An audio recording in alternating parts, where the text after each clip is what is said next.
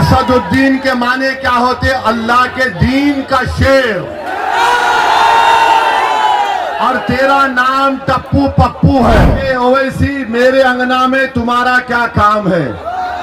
तुम्हारे बाप का अंगना है सीमांचल। बीजेपी जेडीयू तो सीमांचल की जनता को घुसपैठिया कहती है। 5 साल में 5 मरतबा भी आपने आबिदुर रहमान साहब को नहीं देखा।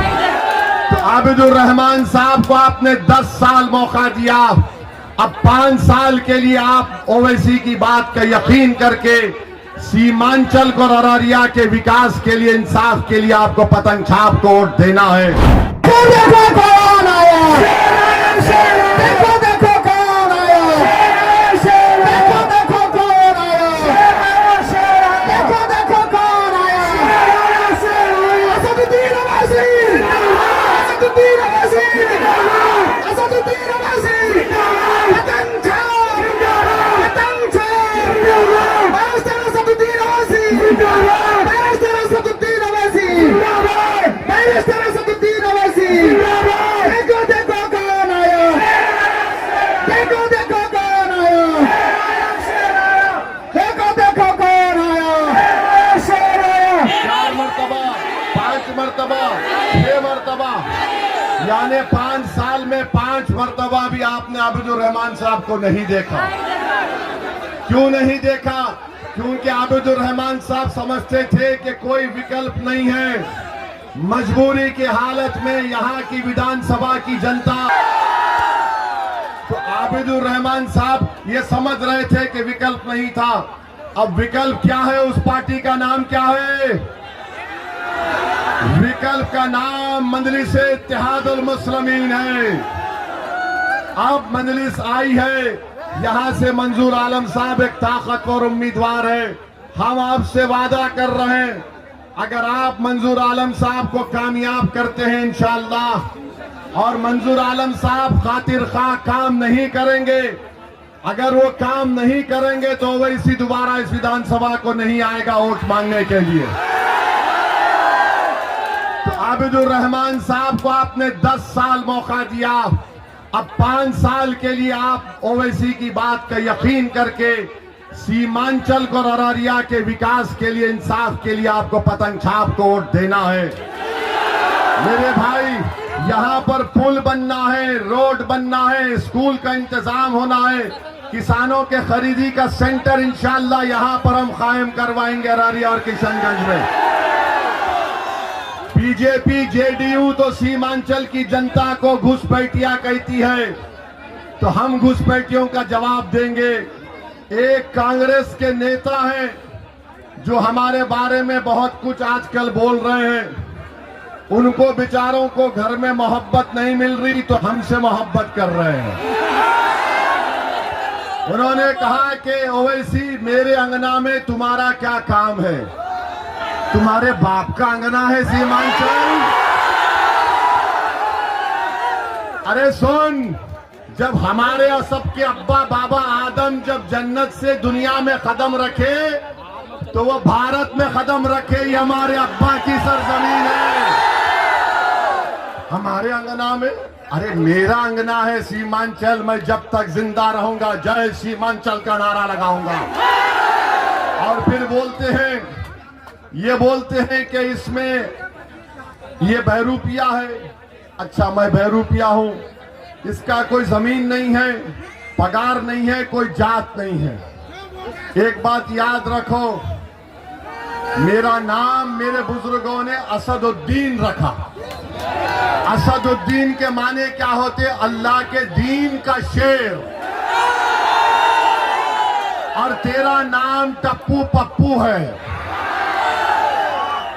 और फिर तू नहीं जानता कि असद हैदर कर्रार की निस्बत से भी है, तो बहरूपिया तो असद नहीं हो सकता। मैं अपनी आवाज उठाता हूं, और फिर जहां इनका सवाल के जमीन और पगार नहीं है, अरे तेरे को जमीन और पगार मुझसे पूछने वाले, ये पूरा सीमांचल मेरा है, बता तेरा क्या है? ये पूरा सीमांचल मेरा है। 8 साल के बच्चे से लेकर 80 साल का बूढ़ा, हमारी माँ और बहनें मुझे देखकर बोलती है पतन छाप जिंदाबाद, पतन छाप जिंदाबाद। और ये साहब मुझसे पूछते हैं मेरी जात क्या है। मेरी जात मेरा दीन है, सुन, मेरी जात मेरा दीन है, मेरी शनाख्त भारतीय है। अब बोल तू क्या जवाब देगा। याद रख, मेरी जबान का मुकाबला तुम क्या तुम्हारे पार्टी का लीडर भी नहीं कर सकता। आप हमसे सवाल कर रहे हैं हम यहां पर क्यों आए। यहां पर सीमांचल में इंसाफ के लिए आए। और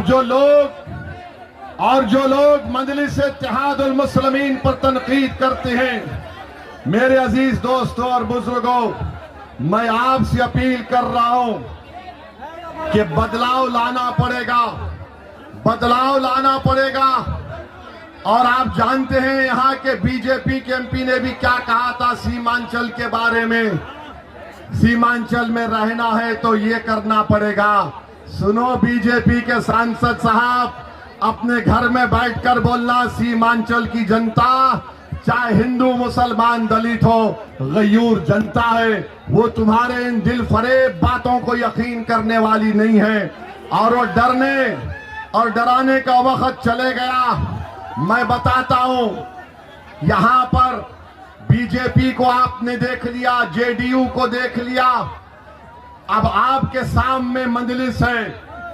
गठबंधन से हम कहना चाहते हैं कि बताओ आपने 17% अल्पसंख्यक समाज से क्या इंसाफ किया। 17% अल्पसंख्यक समाज से क्या इंसाफ किया? कुछ नहीं किया।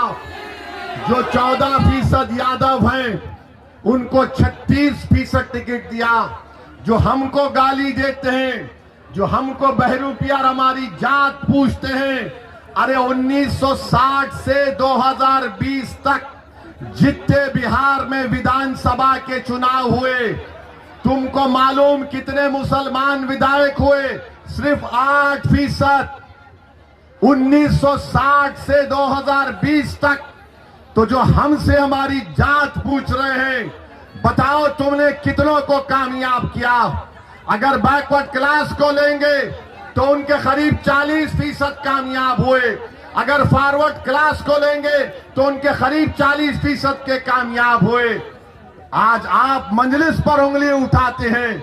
मेरे भाई, मजलिस से दुश्मनी इसीलिए है कि हर समाज और हर समुदाय की सियासी लीडरशिप हो सकती है, मगर अगर किसी की नहीं हो सकती, वो आपकी लीडरशिप नहीं हो सकती है। क्यों? क्योंकि वो चाहते हैं कि हम इनकी गुलामी करें। वो चाहते हैं कि हम इनके नेताओं के आगे दरी को बिछाएं। मजलिस ये कह रही है कि दरी हम नहीं बिछाएंगे, तुम बिछाओगे। नेता हम बन के दिखाएंगे तुमको इंशाअल्लाह। तो ये लड़ाई नेता बनने की है। हमारे जाने के बाद कोई आकर शैतान का एजेंट बोलेगा, अरे वो आबिदुर रहमान भी तो एक ही दीन का है, ये मंजूर आलम भी तो एक दीन का है। आबिदुर रहमान और मंजूर आलम में एक फर्क है। क्या है? आबिदुर रहमान अपनी जबान नहीं खोल सकता जब तक कि उसके सियासी पार्टी के आका उसको हुक्म नहीं देते। आबिदुर रहमान की जबान है, मगर उनको गूंगा बनाकर रख दिया गया है। क्या तुम भूल गए जब ट्रिपल तलाक कानून पार्लियामेंट में आया तो मौलाना जिसका इंतकाल हो गया, अल्लाह उनको जन्नत नसीब करे, उस मौलाना ने कहा कि मेरी पार्टी ने मुझे बोलने का मौका नहीं दिया था। याद है? ये मंजूर आलम होगा तो इनको इस शर्त पर टिकट दे रहे। आपके दरमियान में खड़े होकर बोल रहा हूं, जब ये पटना जाएंगे तो पटना में बैठे हुए तमाम लोग जो गूंगे अंधे बहरे हो चुके हैं, उनको बताएंगे अरारिया के इंसाफ और यहां की तकालीफ को। मैं इसकी गारंटी ले रहा हूं। आप 11 तारीख को पतंग छाप को वोट देंगे, आप अपने इत्तेहाद को मजबूत करेंगे, आप सीमांचल की इंसाफ में मजलिस को कामयाब करेंगे, आप सीमांचल से इंसाफ कराएंगे, आप आप सीमांचल के नौजवानों को अच्छा मुस्तकबिल दिलाएंगे, आप बच्चियों के तालीम का इंतजाम कराएंगे, आप पुल को तामीर करवाएंगे, आप टाटबंद का काम करवाएंगे, तो मंजूर आलम को 11 तारीख को पतंग छाप पर बटन दबाना पड़ेगा। जब सुबह में जाएंगे 11 तारीख को तो कलमे की उंगली उठाना और पतंग छाप दिखकर बटन दबाना, बिस्मिल्लाहिर्रहमानिर्रहीम बोल के। अल्लाह कामयाब और कामरान करेगा। तो नारा लगाइए, सीमांचल जिंदाबाद, सीमांचल जिंदाबाद, शेरशाहवादी